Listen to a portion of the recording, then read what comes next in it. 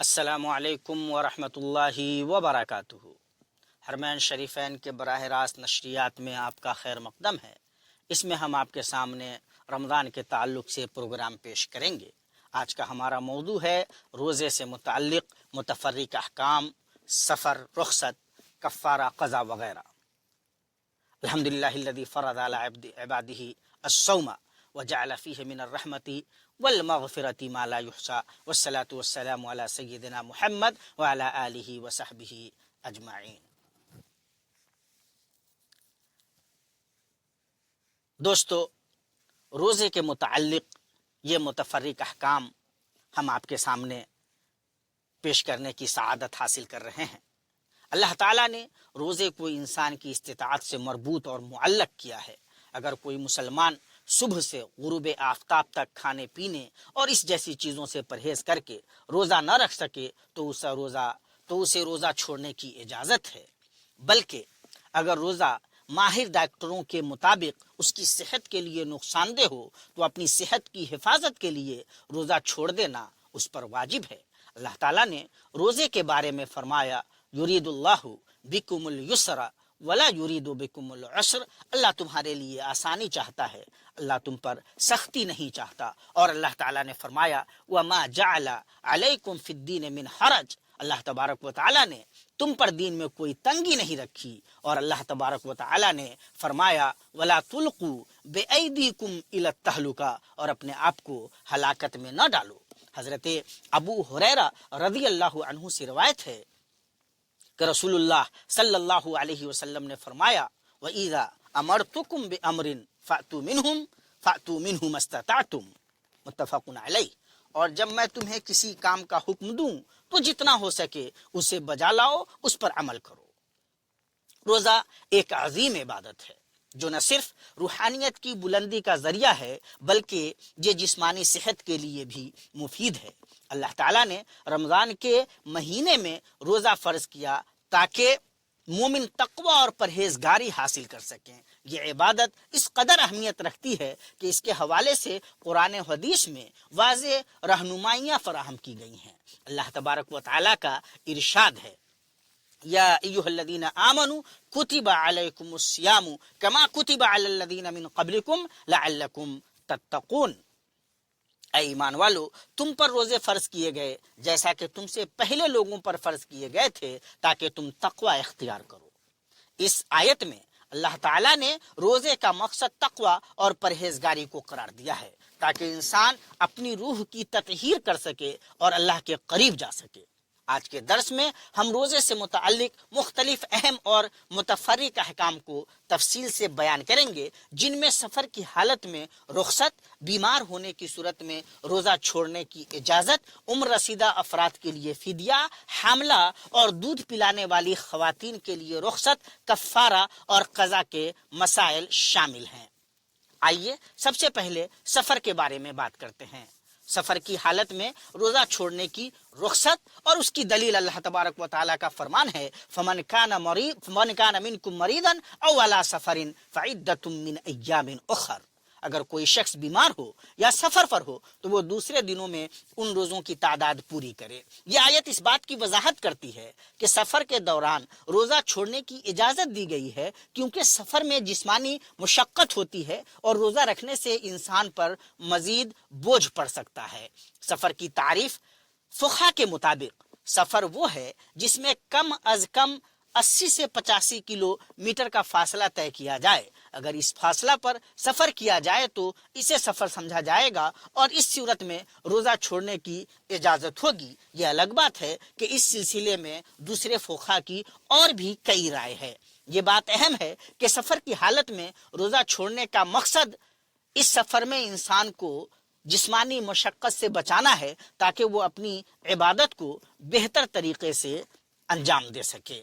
ذہن میں سوال پیدا ہوتا ہے کہ اس روزے کی قضا کی صورت کیا ہوگی، اس کا طریقہ کیا ہوگا۔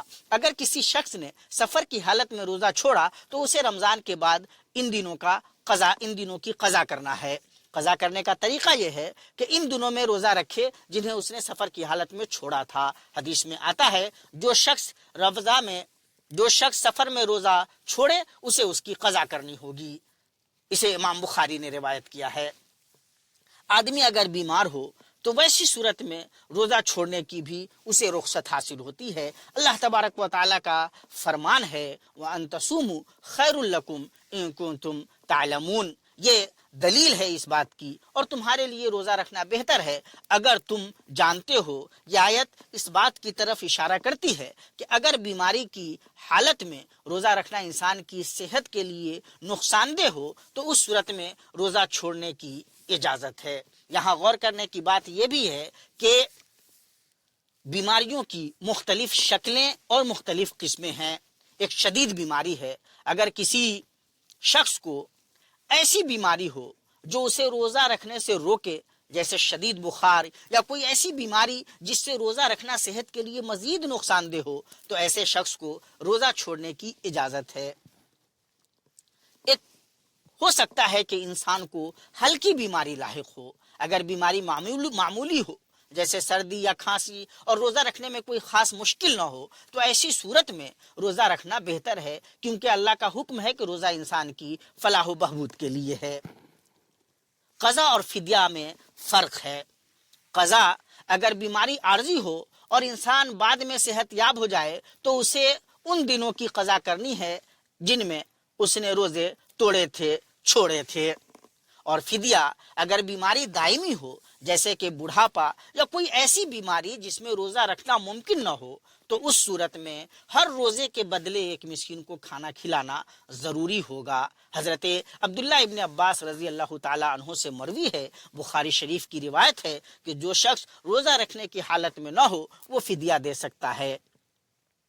عمر رسیدہ افراد کے لیے بھی روزہ چھوڑنے کی رخصت ہے، اور اس کی دلیل اللہ تبارک و تعالیٰ کا فرمان ہے وَعَلَى الَّذِينَ يُطِيقُونَهُ فِدْيَةٌ طَعَامُ مِسْكِينٍ، سورہ بقرہ کی 184ویں آیت ہے۔ جو لوگ روزہ رکھنے کی طاقت نہیں رکھتے ان کے لیے فدیہ دینا ہے، یعنی ایک مسکین کو کھانا کھلانا ہے۔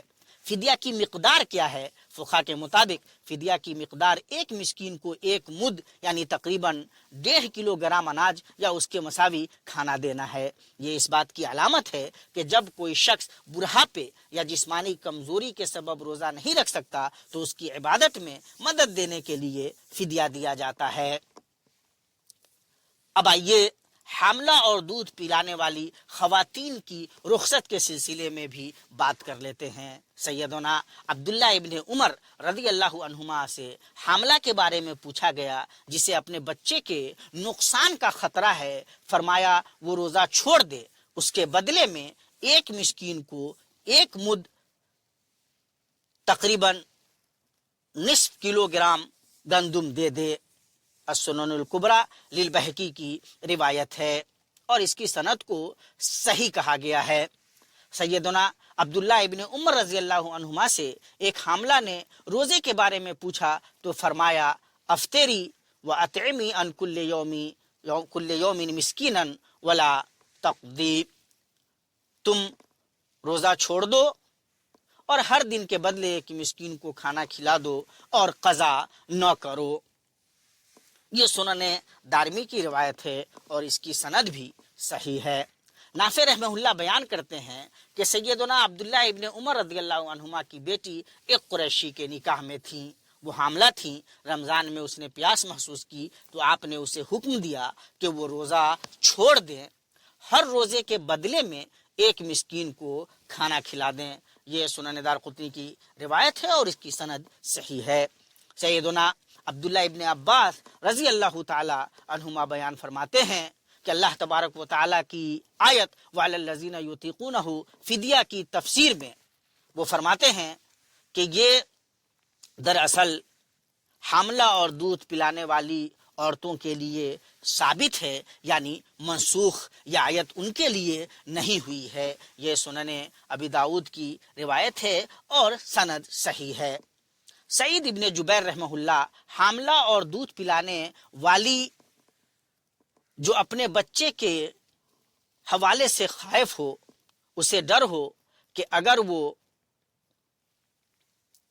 روزہ رکھے گی تو اس کے بچے کو نقصان ہو سکتا ہے، اس کے بارے میں سعید بن جبیر رحمہ اللہ فرماتے ہیں کہ روزہ نہ رکھے، ہر روزے کے بدلے ایک مسکین کو کھانا کھلا دیں، چھوڑے ہوئے روزے کی قضا بھی ان پر نہیں ہے۔ یہ مصنف عبدالرزاق کی روایت ہے اور اس کی بھی سند صحیح ہے۔ حاصل کلام یہ ہے کہ حاملہ اور دودھ پلانے والی دونوں روزہ نہ رکھیں، ہر روزے کے بدلے ایک مسکین کو کھانا کھلا دیں اور ان کو قضا بھی نہیں کرنی ہے۔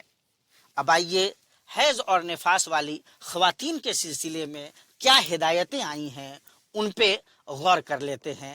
حیض یا نفاس کی حالت میں عورتوں کے لیے روزہ رکھنا حرام ہے، کیونکہ یہ حالت طہارت کے تقاضوں کے خلاف ہے۔ یہ بات یاد رکھنی چاہیے کہ حیض اور نفاس کی حالت میں روزہ رکھنا نہ صرف یہ کہ حرام ہے، بلکہ ان دنوں میں روزہ نہ رکھنے کی وجہ سے قضا بھی ضروری ہوتی ہے۔ یعنی آپ کو روزہ تو نہیں رکھنا ہے لیکن قضا کرنا ہے۔ کفارہ کے کیا حکام ہیں؟ اگر انسان روزے کی حالت میں مباشرت کر لیتا ہے، مجامعت کر لیتا ہے، تو کفارہ کی کیا کیفیت ہوگی؟ اس کی شرعی دلیل کیا ہے؟ اگر کسی شخص نے رمضان کے دنوں میں روزہ رکھتے ہوئے اپنی بیوی سے ہم بستری کی تو اس پر کفارہ دینا ضروری ہے۔ دلیل ہے اللہ کے نبی صلی اللہ تعالیٰ علیہ وسلم فرماتے ہیں جو شخص رمضان میں اپنی بیوی سے ہم بستری کرے اسے 2 ماہ کے مسلسل روزے رکھنے ہوں گے یا 60 مسکینوں کو کھانا کھلانا ہوگا۔ یہ مسلم شریف کی روایت ہے۔ آئیے قضا کے احکام پہ توجہ دیتے ہیں۔ جب کسی شخص کو کسی وجہ سے روزہ توڑنا پڑے، جیسا کہ بیماری یا سفر کی حالت میں، تو وہ رمضان کے بعد ان دنوں کی قضا کرے گا۔ قضا کا مطلب یہ ہے کہ جو دن چھوڑے گئے ہیں ان دنوں کے بدلے روزہ رکھنا، اتنے ہی روزہ رکھنا ضروری ہے۔ اب آئیے ذرا سا نیت پہ بھی ہم دھیان دیتے ہیں۔ نیت کا حکم کیا ہے؟ روزے کی نیت ضروری ہے۔ نیت صرف دل میں ارادہ کرنے کا عمل ہے جو روزہ کی روحانیت کو برقرار رکھتا ہے۔ حضرت علی رضی اللہ تعالی عنہ سے مروی ہے کہ نیت کے بغیر کوئی عمل قبول نہیں ہوتا۔ یہ التقویۃ الکبریٰ کی روایت ہے۔ یعنی ہر عبادت کی قبولیت کا انحصار نیت پہ ہے، اور جو اس سلسلے کی مشہور حدیث ہے انما الاعمال بالنیات، عمل کا دار و مدار نیتوں پر ہے۔ فمن كانت ہجرتہ الی دنیا یصیبها او امرأۃ ینکحها فہجرتہ الی ما ہاجر الیہ، کہ اگر کوئی انسان اس لیے ہجرت کرتا ہے کہ وہ کسی خاتون سے نکاح کرے یا دنیا حاصل کرے، تو جس کی لیے اس نے ہجرت کی ہے اس کو وہی چیز حاصل ہوگی۔ ومن كانت ہجرتہ الی اللہ ورسولہ فہجرتہ الی اللہ ورسولہ، اور جس نے ہجرت اس لیے کی کہ اسے اللہ اور اس کے رسول کی رضا جوئی حاصل ہو، اللہ کی رضا جوئی حاصل ہو، اور رسول اللہ صلی اللہ علیہ وسلم کے حکم کے مطابق اس نے ہجرت کی ہے، تو جس ارادے سے اس نے ہجرت کی ہے وہی ارادہ اسے دراصل حاصل ہوگا۔ گویا نیت کا، اعمال کی نیت کا بہت مقام ہے، اور اسی سے طے ہوتا ہے کہ انسان کا کوئی عمل کس درجے کا ہے۔ نیت کے سلسلے میں انسان کو بہت زیادہ ہوشیار ہونے کی اور سمجھدار ہونے کی ضرورت ہے۔ اللہ تبارک و تعالی اپنے بندوں کے لیے روزے کی کئی رخصتیں اللہ تبارک و تعالی نے رکھی ہیں۔ ہم جب روزے پہ غور کرتے ہیں تو پتہ چلتا ہے کہ اللہ تبارک و تعالی اس عبادت کے ذریعے بندوں میں تقوی و پرہیزگاری کی صفات پیدا کرنا چاہتا ہے۔ بندہ جب روزہ رکھتا ہے تو وہ برائیوں سے اپنے آپ کو روکتا ہے، اللہ تبارک و تعالیٰ کی عبادت میں لگتا ہے، قرآن کریم کی تلاوت کرتا ہے، فسق و فجور سے بچتا ہے، اور زیادہ سے زیادہ عبادتوں میں اپنے آپ کو لگاتا ہے۔ اس سے اس کے قلب و ذہن کی تطہیر ہوتی ہے، اور جسمانی طور پہ بھی بہت سارے فوائد حاصل ہوتے ہیں۔ اللہ تبارک و تعالیٰ کے کمال حکمت پہ جائیے کہ اللہ تبارک و تعالیٰ اس معاملے میں بھی بندوں پہ کسی قسم کی کوئی تنگی نہیں ڈالتا۔ وہ مسافر کا خیال رکھتا ہے، وہ بیمار کا خیال رکھتا ہے۔ اللہ تبارک و تعالیٰ رخصت دیتا ہے ایسی خواتین کو جو حالت حمل میں ہوں یا جو اپنے بچے کو دودھ پلا رہی ہوں، ایسے لوگ جو بہت زیادہ بوڑھے ہو چکے ہوں اور ان کے لیے روزہ رکھنا ممکن نہ ہو، تو وہ اپنی طرف سے کسی مسکین کو کھانا کھلا سکتے ہیں، ان کے لیے فدیے کا انتظام ہے۔ ان تمام پہ غور کرنے سے ہم اس نتیجے تک پہنچتے ہیں کہ اللہ تبارک و تعالی ہم پہ کتنا مہربان ہے۔ دعا ہے کہ اللہ تبارک و تعالی ہمیں ان حقیقتوں کو سمجھنے کی توفیق دے۔ اب ہم الوداع لیتے ہیں، کل انشاءاللہ تعالی پھر وقت مقررہ پر آپ کے سامنے نئے پروگرام کے ساتھ حاضر ہوں گے۔ والسلام علیکم ورحمۃ اللہ وبرکاتہ۔